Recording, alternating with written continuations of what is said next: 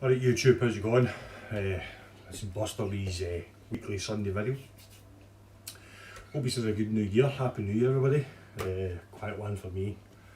Didn't have a drink or anything at New Year, at the bells.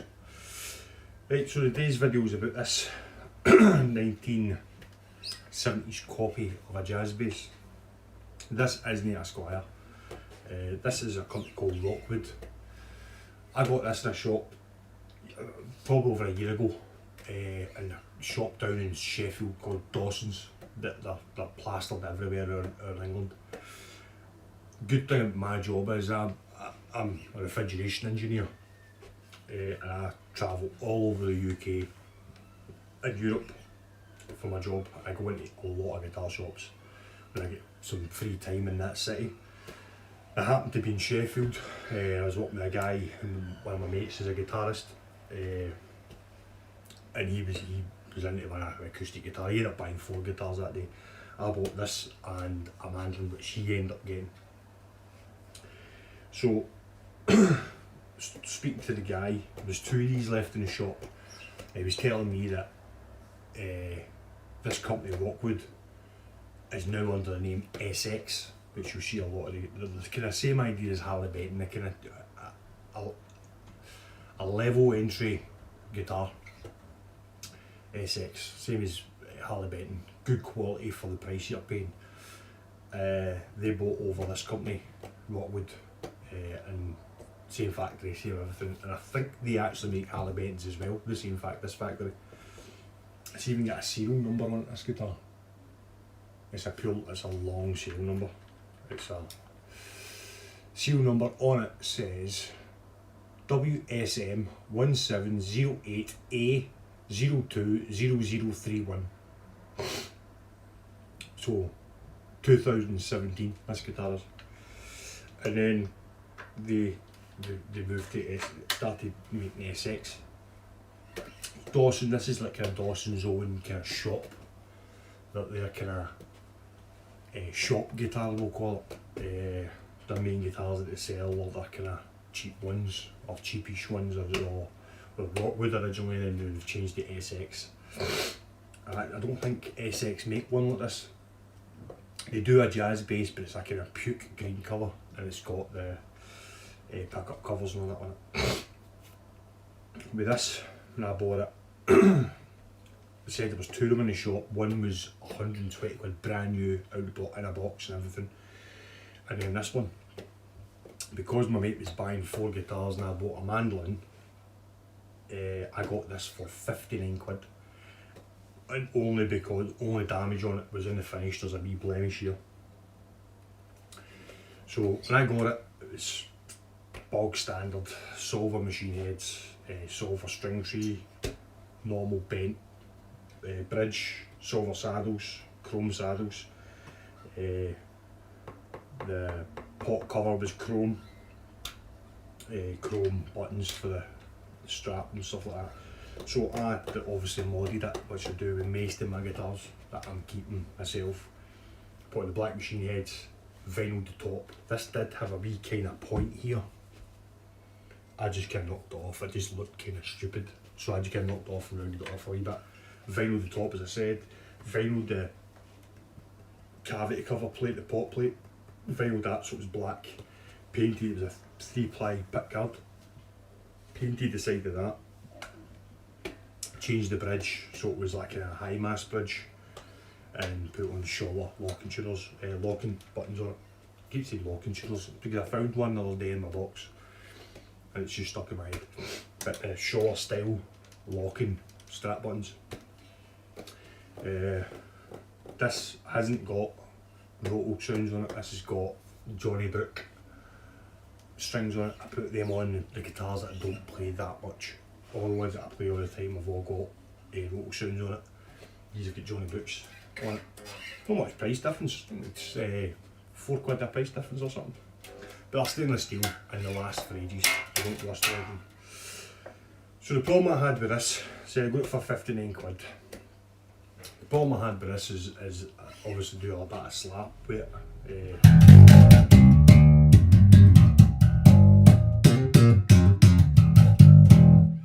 So doing that, because I've got the fretboard as flat as I can get it, I've got the strings really low as you get to do the slap. What was happening was the string was hitting off the pole. No matter, I decked the pickups as far down as you go. I took out the sponge, I took out the springs, and I decked them into the body as far as they would go. And the string was still hitting off the pole. So I'll show you these. These are the differences in them. These are the original ones out of them. If you can see them. I mean, the poles in them are sticking out a bit of mill out of the cover. So if you took off the cover, the spool inside, they must be sticking out about 2 mil. So that's what the string was hitting off of, no matter how, and they're quite deep, these pickups. So these are quite far out. These are proper Fender ones. And if you look at the poles are not sticking out as much, if you can see that. So I tried these in it and it was still doing the same thing. So the pickups that I've got in it, if you noticed them, you don't have any poles coming out. They're not EMG pickups, they're just off eBay pickups. And they're quite high output, but they don't have any poles in them. And the reason why I chose them is because if you open them up, that's what they look like inside. So they don't have any poles. I mean, that is a pole, that big metal bar is the pole, but rather than having the pole sticking out, it's just one metal bar. So I chose them. So when I did slap, string did vibrate down, it wasn't hitting a pole, it's hit the plastic cover, and it's done the job. It's made it sound really nice. Plus obviously it kind of goes with the guitar, because I've blacked everything out. It kind of matches the guitar. So this is another example. You don't have to pay loads of money to get a really good guitar. As I said, I paid 59 quid for this. It was brand new. The only bit was a wee bit of damage. It wasn't a return, it wasn't anything like that. It just obviously been damaged either in shipping to the store or in the store. But even buying one mint condition at the time was 120 quid. Don't know how much the SXs are. I don't think they make one of these, as I said. I don't think they make this style anymore. This is the kind of 70s style. I think that's what Fender call them. It's because of the black inlays. So this has got black inlays, black binding. I mean, it's for the price you're paying, I mean, 120 quid for a guitar like this, with the black binding and the black inlays, and that's fucking cheap. Do you know what I mean? And it's solid maple. It's a solid maple body, solid maple neck. It's obviously got a separate fingerboard because of the binding and the fact it's not got a skunk stripe. So as I say, I've said that in my video before, the reason for the skunk stripe is for if it's a solid one piece neck including the fingerboard, they need somewhere to put the truss rod in, and that's obviously what the skunk stripe's for. If it's not a one piece neck fretboard, then you don't need the skunk stripe. Fender just adopted it as that's what you get. You buy a Fender. But apart from that, it's good quality, and it's got finish over the fretboard as well, so it's not as if it's a natural fretboard. It's been finished and finished at a good quality for the price, so you don't need to pay. I mean, I think the Squire version of this, I think they call it the Vibe now. It used to be I think it's the 70s Vibe, I think they call it. I'm not too sure, I'm going to look it up. I mean, that's 360 quid brand new, I think. Second hand, you can get them for about 250, 200 for the 5-string version. I've seen one for 300 for the 5-string version. So that's another. You don't have to pay stupid money for a decent guitar. I mean, different if this is your everyday gigging guitar, then yeah, pay the money for a Fender. But if it's, I mean, I don't play this very often. Yeah, I mean, I don't. It sits in my rack, and I pick it up now and again for doing a bit of slap, doing a wee bit of bits and bobs and stuff. But my main go-to guitar is a P-bass, and it's not even a Fender. I mean, my go-to P-bass is a Jim Deacon, which I've done a video before, and they're made, the Jim Deacons, the two Jim Deacons that I've got are made to the same quality as a Squire Vibe. I mean, it's roasted maple neck, lovely looking guitar. But same again, not got Fender on it, people don't really know. I mean, that's strange. So I like to get it out there, you don't have to pay that amount of money for a decent guitar. So this is the 70s, the 70 jazz bass, playing through my Laney RB4, which, tell you a wee bit about this. This is an RB4. This is, they don't make these anymore. They don't make, well, make RB4s, but don't make them the way they make this one. This is the last of the one you can put an extension cab on. So this is an RB4, 165 watt amp. It's got an extension port at the back that when you plug an extension in, it becomes 300 watt. So I've got it through an old, this was an R4 combo that the actual amp was knackered. I've ripped the amp out, I jumped through the back of the amp, put a connection socket on it, and now it's linked to this, and this is now a 300 watt 2x15 300 watt cab. Yeah, so everything's all 12 o'clock. It's got a built-in compression on it, built-in limiter. They call it the limiter defender. Basically it gets to a certain point and just cuts everything to the same level. So the volume's up at 3, trebles at 12, bass is at 12. I'll put the, you've got an enhancement knob here as well, put that at 12, gains at 3, in through the normal socket, all the EQs sitting at 12. This is the front. This is the front pickup.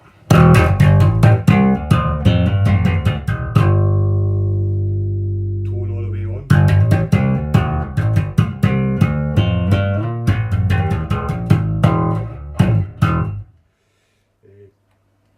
Punch pickup, tone all the way on.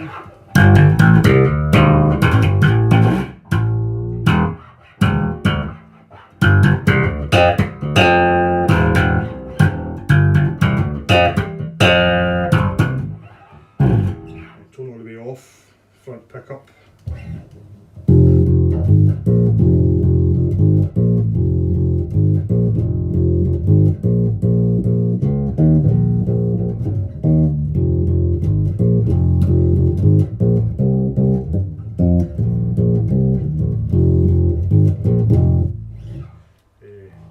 Bridge pickup.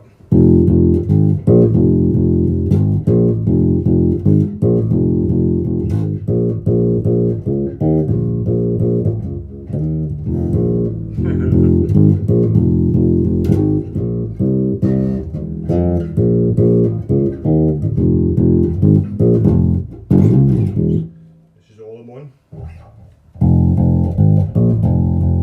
Both pickups, sorry.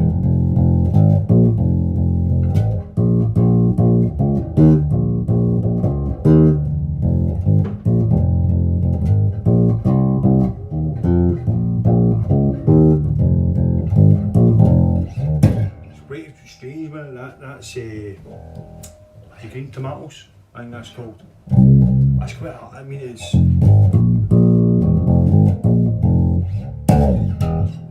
I usually use that for trying to get my fingers back in. Yeah, it's only recently I've been starting to play with my fingers. I usually play with a pick, so trying to get my fingers.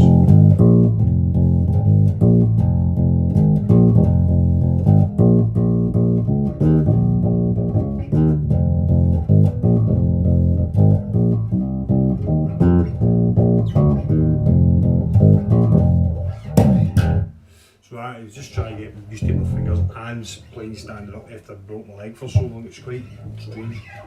So that's it. So nice cheap bass, good quality. If you can find one, I'd pick one up. I'm going to start going through. I'll go through the rest of the basses that I've got, and then I'm going to start doing. I don't know what I'm going to do with that actually. Obviously, I'm quite new to this, so I'm just trying to find my feet and find a thing that I'm going to do. Playing on video as well is quite strange. It's quite, I can't get bring me doing it. So I'm hoping my time goes on. I'll find it easier playing. I'm kind of conscious that I'm playing on, which I think it throws me when I'm playing. So I need to get used to just trying to ignore the camera. So, but that green tomatoes, I was showing my mate that I try and do it slapping off.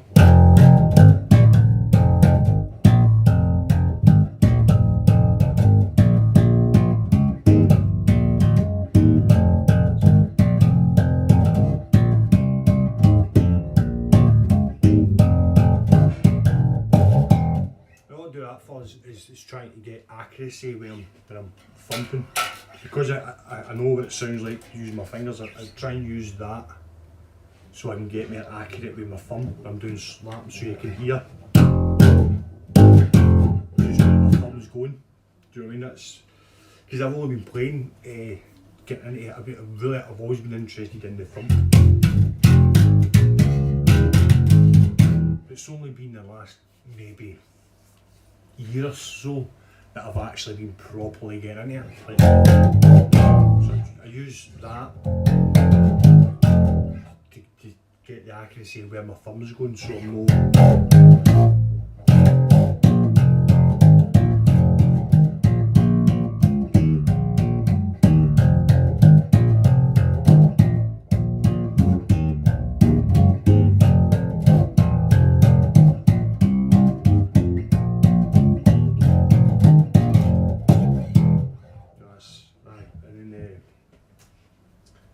The other one that usually everybody knows.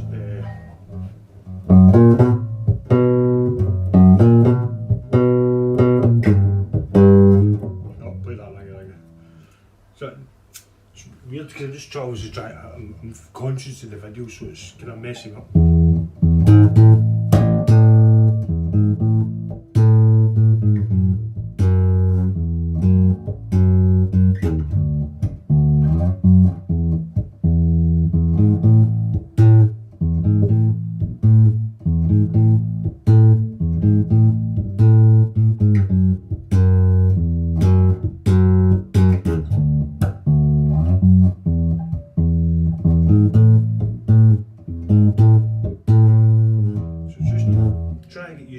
Different things that's kind of thrown me as well, so I can only apologise that my playing's not the best now.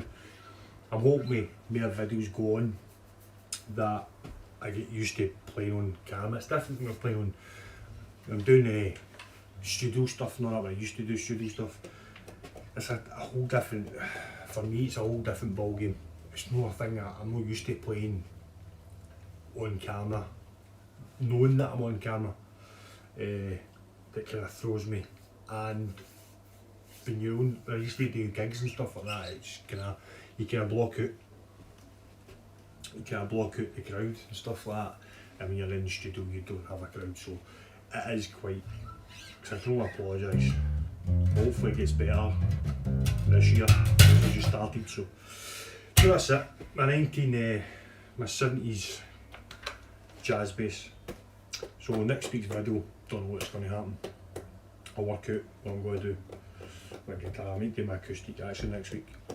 Might do that. So this is my video for the week. See you next Sunday.